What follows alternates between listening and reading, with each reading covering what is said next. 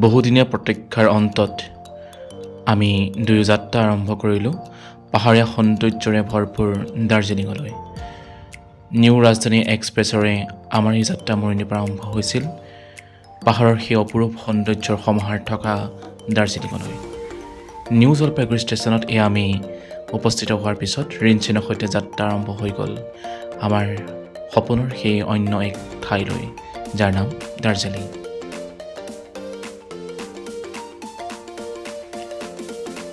এনেকৈ আমি দুয়ো পাহাৰীয়া ৰাস্তাৰ মাজে মাজে আমি যাত্ৰা আৰম্ভ কৰিছিলোঁ ৮,০০০ ফুট উচ্চতাত থকা দাৰ্জিলিঙলৈ। প্ৰকৃতিৰ সৌন্দৰ্য সঁচাকৈ বৰ অপৰূপ। ডাৱৰৰ মাজে মাজে কুঁৱলীৰ আৱেশৰ সেই বেষ্টনী ফালি ফালি আমি যাত্ৰাবোৰ আৰম্ভ কৰিছিলোঁ এনেকৈ। হাঁহি খিকিন্দালি কৰি আপোনালোকৰ কৈলাংকিতাই সঁচাকৈ এক সুখানুভূতি লাভ কৰিছিল। আৰু এনেকৈ আমি দুয়োটাই যাত্ৰা আৰম্ভ কৰিছিলোঁ দাৰ্জিলিঙলৈ। দাৰ্জিলিঙত উপস্থিত হোৱাৰ পিছত আমাৰ প্ৰথমটো কাৰ্যসূচী হিচাপে আমি পিছ পাগোডাত আমি উপস্থিত হৈছিলোঁ। এইখন যে দেখিছে এখন কলেজ, এটা বলিউডৰ চিনেমা ইয়াৰ শ্বুটিঙো হৈছিল। এয়া আমি চিত্ৰে চাহ বাগিচাত দুয়ো নেপালী সাজ পোছাক পৰিধান কৰি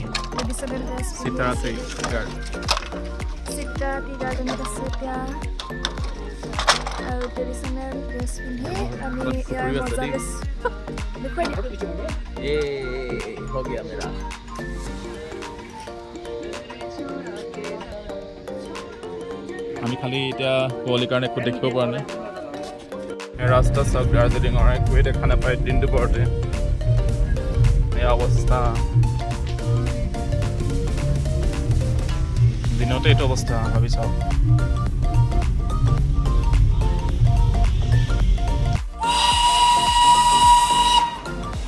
এয়া দাৰ্জিলিঙৰ বিখ্যাত টয় ট্ৰেইন।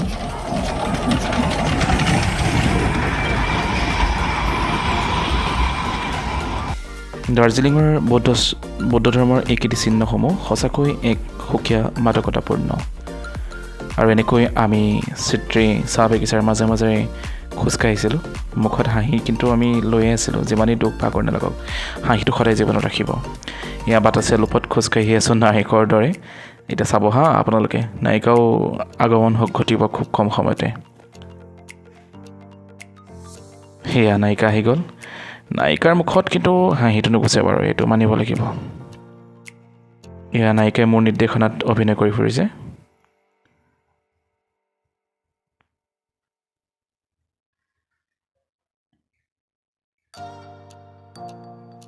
আৰু এনেকৈ আমি পুনৰ আৰম্ভ কৰিলোঁ আমাৰ যাত্ৰাৰ এটা অন্যতা দিশলৈ, যাক কোৱা হয় মিৰিক হ্ৰদৰ কাষলৈ। আৰু এই হ্ৰদৰ কাষে কাষে আমি যোৱাৰ সময়খিনিত আমি আচলতে বহুতকেইটা ঠাই আমি উপভোগ কৰিম।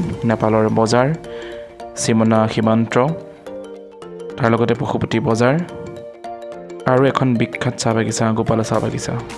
এয়া মিৰিক হ্ৰদৰ পাৰত আমি দুয়োটা।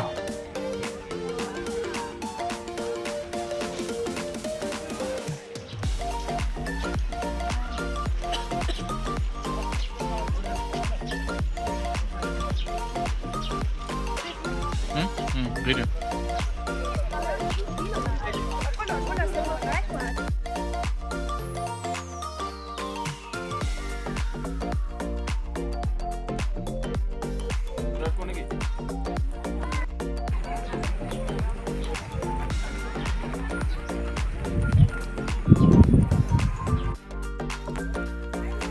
এয়া পাইন গছৰ মাজে মাজে আমাৰ দুয়োটাৰ অভিনয় চলি আছে।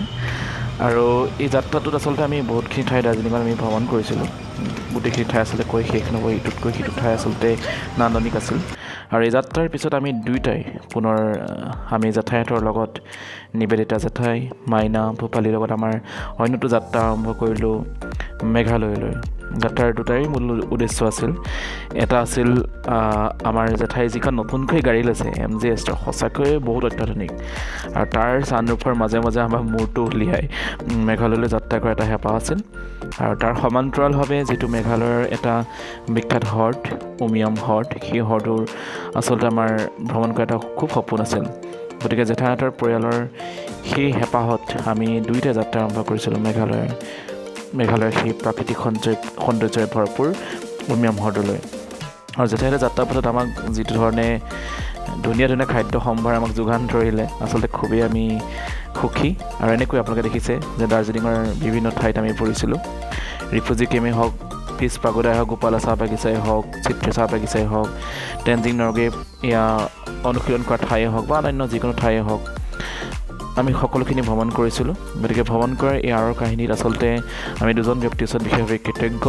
প্ৰথমতে কৃতজ্ঞ ধ্ৰুৱদাৰ ওচৰত এই সমগ্ৰ আচলতে ভ্ৰমণটো সহজসাধ্য কৰি তোলাৰ কাৰণে, আৰু দ্বিতীয়তে আমি কৃতজ্ঞ আমাৰ হোটেলৰ মালিক দশৰথ দাৰ ওচৰত। তেওঁ আচলতে পৰিয়ালৰ দৰে আমাক সেই সময়খিনি আৱৰি ৰাখিলে। আৰু পুনৰ শেষত এটাই ক'ম, প্ৰকৃতিক উপভোগ কৰক। প্ৰকৃতিৰ মাজতে আচলতে জীৱন আছে, আৰু প্ৰকৃতিৰ সেই জীৱনৰ মাজতে নিজকে চিঞৰি চিঞৰি কওক, জীৱন জিন্দাবাদ, জীৱন জিন্দাবাদ। ধন্যবাদেৰে কৈলাংকিতা। আপোনালোকেও উপভোগ কৰিব দেই আমাৰ এই ভিডিঅ'টো, আৰু চাই কেনে পালে জনাবলৈ নাপাহৰিব।